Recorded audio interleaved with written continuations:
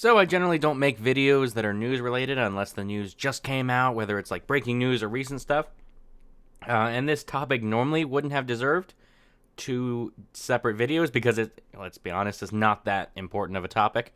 But I do find it interesting, and I do feel obligated, obviously, to say I was wrong on this issue. This is twice in 2 weeks now. I was wrong about the midterms, and now I'm wrong about this. Which just goes to show whenever I talk about the legal system, I'm making predictions based off my extensive legal knowledge, which is I read 2 books.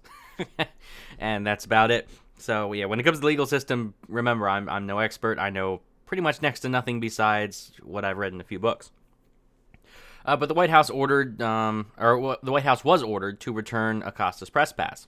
And this is interesting because I predicted that they would lose because not that just that they would probably lose, that they would definitely lose. That I was quite confident in this.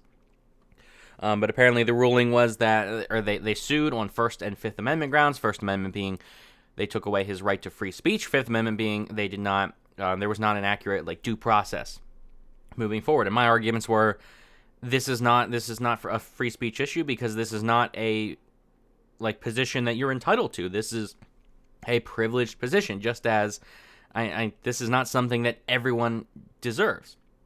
This is something that it's a privileged top position.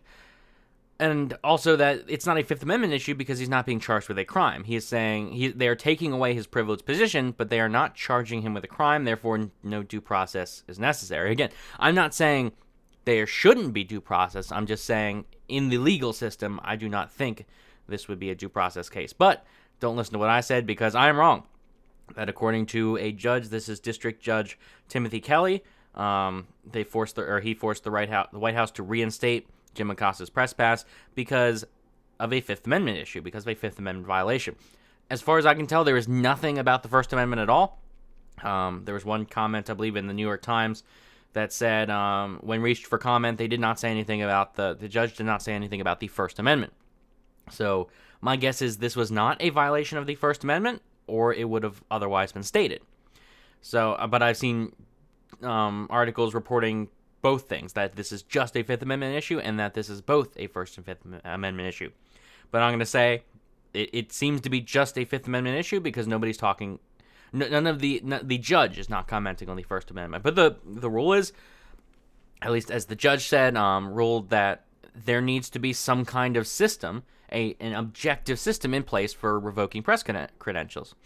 And Axios has a good segment right here. What they're saying, Judge Kelly says, whatever process occurred within the government is still so shrouded in mystery that the government could not tell me at oral argument who made the initial decision to revoke Mr. Acosta's press pass. So the statement is essentially that, and the White House actually released a statement saying the court made it clear that there is no absolute First Amendment right to access the White House. So they're saying, hey, this isn't a First Amendment issue.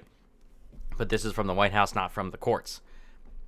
But it does seem there needs to be a rule in place, and that was where they failed. That it seemed to be a very arbitrary thing. They couldn't say why they revoked his pass. They couldn't say who it was that actually made the decision to revoke the pass, and for that reason, the court said, hey, there needs to be at least some objective system. If you can't tell me what rule he broke, then I have to say this is a violation of due process. So I find that very interesting. Now, it is worth remembering that the judge here could be an activist judge. He could be incredibly biased. He could be ruling wrong, and in fact, he's letting the bias get the better of him. But I don't know if that's the case. And just in pure rolling the dice, it's probably not the case. I don't know of too many activist judges. Again, I don't know the legal system very well. But from what I can tell, the general atmosphere is there's not that many activist judges. And the general atmosphere is that activism is bad in the judicial system among judges. So it seems that I'm just going to take his word for it and say that he was a good judge and he ruled correctly because he is a judge and I'm not. Which means essentially that, yes, this was a violation, despite not being an actual criminal charge, this does violate his right to due process. And that, in this case, even if there's no criminal complaint, there still needs to be a set rule that he broke. And even if there was a set rule, they couldn't make that clear in the court. People have been saying, oh, he was disruptive. People were saying He wouldn't give up the mic. He was causing problems. But as of an actual set rule, this is the rule he broke, they could not give him anything. So in that case, they had to return his pass. Now, this doesn't mean that they can't revoke his pass later. This doesn't mean they have to call on him. They can just sit him in the back and say, don't talk to him ever again, and not ask him a question. I'm pretty sure they can do that. They can just not ask questions because there are hundreds of people in there. To the best of my knowledge, if not hundreds, there's a lot. Because if you've ever seen a White House press briefing, the room is packed. But they could always just not call on him. But as for the ruling, my personal opinion, not so much on the legal aspect, my personal opinion, I don't see this as such a bad thing. If they could not provide a set rule, then I am fine with them. Then I understand that. Like, if they couldn't, even if I don't like Jim Acosta, which I don't, I understand that if they could not provide a set rule that he broke, and it was, for the most part, arbitrary, I get that, hey, it should probably be a good thing that they have set rules for revoking passes. Because what this means is that, I mean, this generally happens. Whichever president is in charge tends to stock the journalists and people with press passes with people that agree with him on things. That would ask the good questions, not the tough questions. And it's that Jim Acosta does ask the tough questions. It's just that they're also stupid questions. They're questions that I don't care about. They're not helpful. They're not informative. As you know, Jim Acosta generally only makes it in the news when he does something, not when he's actually breaking a story. So in general, I don't like Jim Acosta, but I do at least, I appreciate that the judge ruled that there needs to be a set of rules. Like, that's something that apparently that's what the law says, and in that case, I'm glad that that's what the law says. So overall, I don't see this as a bad thing. But yes, I wanted to make the video just to say I was wrong, because I don't want to just leave that gone there. Even if this is a topic that overall, does it deserve 2 videos? Probably not. But it's worth following up on. So, and that brings me to something, I'll try to wrap this up very quick. When it comes to the legal system, because I'm very into political philosophy, I'm very into the philosophy part of it. I love that. I love reading the actual logical arguments for morality and certain things as why certain things should be. I'm very interested in that. When it comes to the legal system, generally not so much. And now just starting, because I have a friend that's been recommending me law books, and I can tell, I trust her. She's definitely a very smart person that knows what she's talking about. So I'm reading, she recommended me The Rule of Law by Tom Bingham, which I read, Scalia's Court, and I read that, and now I'm currently going through Reading Law, which this one has probably been the most helpful in terms of, I'm only about a third of the way through it, but this has been the most helpful in terms of really understanding how law is interpreted. But it's a bit lengthy, so if you want a shorter book, The Rule of Law by Bingham has been very good. That's been very helpful for me.